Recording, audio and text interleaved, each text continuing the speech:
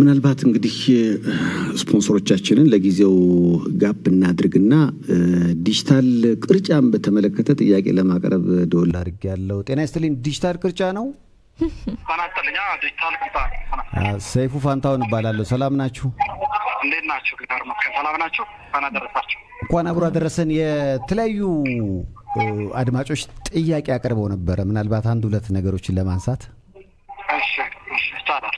አንደኛ ቅርጫ ሲባል ያው ታርዶ ፍለፊት ነው የምናየውና ክፍፍል ላይ እዛው ቦታው ላይ ስለምንገኝ ፍትሃዊነቱን መርጠን ነው የምንወስደው። ያው እንግዲህ ቅርጫ እንደሚታወቀው ፍለፊት ታርዶ ያው አሁን ላይ ቅርጫ በአብዛኛው የሚደረገው በቄራዎች ድርጅት ነው እና በእኛ በኩል የሚሰራው ማለት ነው። ቄራ ታርዶ ከዛ በኋላ ክፍፍሉ ግን ፍለፊት ሰዎች ባሉበት ይመጣና በእጣ መሰረት ደግሞ የሚለይበት ሁኔታዎች በደረሰው ሰው ያንን ይዞ ይሄዳል ማለት ነው። አሁንም ባለው ሁኔታ በዛ መልክ ነው ፍትሃዊ በሆነ መንገድና እጣ አውጥተን የሚደርሰው ሰው ጋር እንዲደርስ የምናደርገው። ዲጂታል ቅርጫ ከተጀመረ አሁን ይሄ ስንተኛ በዓላችሁ ነው? ይሄ አሁን የሁለተኛ ገናኔ ነው። የገና በዓል ላይ ነው በብዛት ያከፋፈለው ከዘመን ገበያ ጋር በመሆን። ከዛ በኋላ ግን በየሳምንቱም ቅዳሜ ቅርጫዎችን እንሰራለን። በበዓል ደረጃ ግን ይሄኛው ሁለተኛው በዓላችን።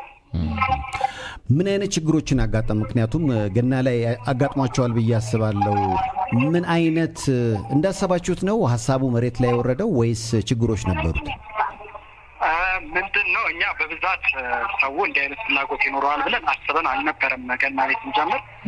ከዛ በኋላ ግን ገና ላይ በጣም ከቁጥጥራችን በላይ የነበረና ትንሽ በርከት ያለ ሰው ባለው ሰዓት ውስጥ ያው ቄራ ታርዶ መጥቶ እኛ ጋር በሚከፋፈልበት ጊዜ የነበረውን አጭር ጊዜ ተጠቅመን በተቻለ መጠን የሰዓት ኮንስትሬንት ነበር የነበረን። ሰው ጠዋት ላይ ነበረ ቅርጫን ያው ስጋን የሚፈልገው አርሊን ዘማርሊንግ ነው። ያንን ሰዓት ትንሽ ቻሌንጅ አድርጎ የተወሰነ እስከ 2 ተኩል መጨረስ ችለናል። አሁን ግን ከዛ ተምረን ያንን የሚሰሩ ስራዎችን ከወዲሁ አጠናቀን በስፋት ሰውም አሁን ደግሞ በብዛት እንደዚሁ ጥያቄዎች እያቀረበና ዳይሬክትሊ በእኛ አፕና በዘመን ገበያ ፕላትፎርም ላይ እየገባ ስለሆነ ያንን ታሳቢ ባደረገ መልኩ በስፋት ተዘጋጅተናል። አሁን በሰዓቱ ለመድረስ ቅድመ ዝግጅት አጠናቀን የምንገኘው። የዲጂታል ቅርጫ ሀሳቡ የመነጨው እንዴት ነው? አሁን ለምሳሌ ከመደበኛው ቅርጫ የዲጂታል ቅርጫን መምረጡ አንድ ሰው ምንድን ነው ተጠቃሚ የሚያደርገው? ምንድን ነው መጀመሪያ ሀሳቡ የመነጨው ያው ቅርጫ በሀገራችን በጣም በሁሉም ሰው የተለመደ አሰራርና በበዓላት ላይ በተለይ ተሰባስቦ አንድ ሰው በሬን እንደየአቅሙ ግማሽ ሙሉ መደብ የሚባለውን ነገር አድርጎ የማህበራዊነቱንና የስጋ ፍላጎቱን ለማድረስ በሚል ነው ታሳቢ ያደረገ። ይህንን ባህላዊ አስተሳሰብ ምናልባት አሁን ያለው አንደኛ ሀገራችን ላይ በተለይ በከተማችን ያለው በተለያዩ ቦታዎች ላይ ያለው የእርድ የንጽህና የተለያዩ ነገሮች እንደ ኮንስትሬንት ናቸው። ሁለተኛ ደግሞ የተለያየ ፕራይስ ኢንፍሌሽኖች አሉ። አንዳንድ እኛም ራሱ እንደ ፐርሰናሊ በዓል አካባቢ የበሬ ለመግዛት ሄደን በአጋጣሚ ሰበሰብነውና የበሬው ዋጋ እኩል ሳይሆን ቀርቶ ከሰበሰብናቸው ሰዎች ጋር ሁሉ ምላሽ ያደረገባቸው ሁኔታዎች ተፈጥሮ ነበረ። ያንን ታሳቢ ባደረገ መልኩ እንደ ሀሳብ አንደኛ ከቄራ ጋር አብረን ብንሰራ፣ ከአዲስ አበባ ቄራዎች ጋር አብረን ብንሰራ፣ ሁለተኛ ደግሞ ስራውን አንድ ማዕከል ላይ ብናደርግ፣ ሶስተኛ ዲሊቨሪ አሁን ላይ በጣም ያው ዲጂታሊ ነገሮች እየተቀየሩ ነው እና ስራውን በተቻለ መጠን በተቀላጠፈና ዲሊቨር ሰው ቤቱ ድረስ ሲመጣ ቀላል ያልሆነ ሀስል አለው። ከብት መንዳት መንገድ ላይ እንደገና ከብት ደግሞ አምልጦ ሰው መግደል፣ የተለያዩ ነገሮችን ማስቀረት እንዴት ይቻላል በሚል ታስቦ ፕላትፎርሙ ተዘጋጀ። ከዛ በኋላ ከቄራዎች ጋር ተነጋገርን። በጎ ምላሽ በነሱ በኩል ተሰጠ። ያንን ወደ መሬት አውርደን በዛ መሰረት አሁን ላይ አብዛኛው ከብቶቻችን ቄራ የታረዱና የእኛ ማቃረጫ ቦታ ኖረናል። በዛ መሰረት ደግሞ ዘመን ገበያዎች ዲሊቨሪውን በመስራት ውጤታማ የሆኑ ስራዎችን መስራት ተችሏል። ይህንን እንግዲህ በአብዛኛው ምናልባት የስንብት ጥያቄ ምናልባት አሁን በመደበኛው ቅርጫ ላይ አብሮ ሰብሰብ ብሎ ጉበት በልቶ መለያየት አለ። በዲጂታል ቅርጫ እንዲህ አይነት ማህበራዊ ሰው ሄዶ ነው የሚወስደው። እኛ በቦታችን ቦሌ ቡልቡል አካባቢ ነው።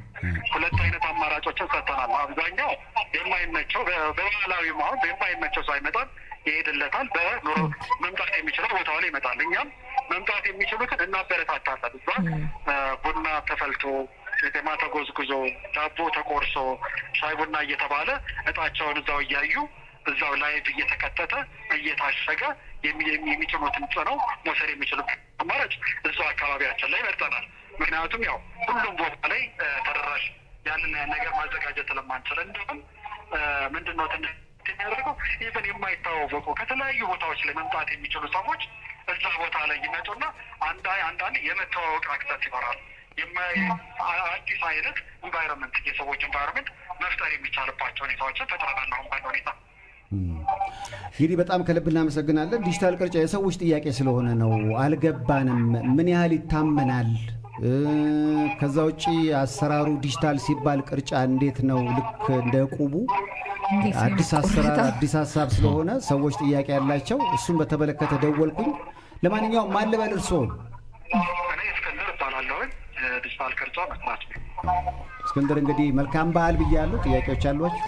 ኦንላይን ነው ቦታ ኦርደር የሚደረገው የመጨረሻ? አዎ ገብቶናል። በቃ እሺ፣ እናመሰግናለን እስክንድር። ቴንክ ዩ እናመሰግናለን በጣም እሺ። እሺ ድንገት ነው የደወልነው። ድንገት ነው ፕራንክ ለማድረግ ነበር። ዘመን ገበያና በቴሌ ብር ነው ዲጂታል ቅርጫው የሚገዛው። እዛ ላይ ቦታ ታሲዝና ከፈለክ እጣውን ሄደ መውሰድ ነው አውጥታ ቢሳስብ ዲጂታል ቅርጫ ማስበሻል። በጣም ከጀመርን ሰዓት ጀምሮ እና ከላይ ጀምሮ ዲጂታል ቅርጫ ብላ ርዕስ አርጋ ጽፋበት ታች ድረስ እየጻፈች ነው። ምን እንደሆነ እድል አልሰጣላችሁኝ እንዴ? እስክንድር ልትወስጂበት ነው። ስለዚህ ዘመን ገበያ ላይ ገብተው ለሌላ ጊዜም ቢሆን በዓላት ሲመጡ ማዘዝ ይቻላል። አይ ደስ ይላል። ከዚህ በፊትም የጀመሩ ሰሞን ያናገርናቸው ይመስለኛል። ምናልባት አሁን የመጀመሪያው ላይ አውርተናቸዋል። ያኔም እንግዲህ ስላወራናቸው ሰው ተሰልፎ ሄዶ ከአቅማችን በላይ የሆነ 2 ሰዓት ሰው ለሊት ነው የሚፈልገው ቅርጫ ሲባል። ምክንያቱም በነገራችን ላይ ሳይፉን አሁን ምን ታዘባለው ሰው ከቦታ ቦታ ሲንቀሳቀስ ቤት ሲቀይር ምን ሲል አካባቢውን ያልተላመዱ ሰዎች እንዴት ነው ቅርጫ የሚገቡት? ያለ ማወቅ አለ፣ ያለ መግባባት አለ፣ ያለ ማግኘትም አለ። አሁን ኑሯችን ማህበራዊ ኑሯችን ራሱ በጣም ተልያለ ስለመጣ ሰው በቃ ወይ በጉን ፍየሉ ምናም ስለሆነ ቅርጫ ደግሞ የሚፈልግ ሰው አለና በዚህ መልኩ ደግሞ ማግኘት መቻል ጥሩ ነገር ነው። ትልቁ ነገር ከአዲስ አበባ ቄራዎች ድርጅት ጋር ለመስራትም እየተነጋገር ነው ያሉበት መንገድ አሪፍ ይመስላል። ግዴታ ነው ከጥራት አንፃር ምናልባት ያው እንግዲህ ያየ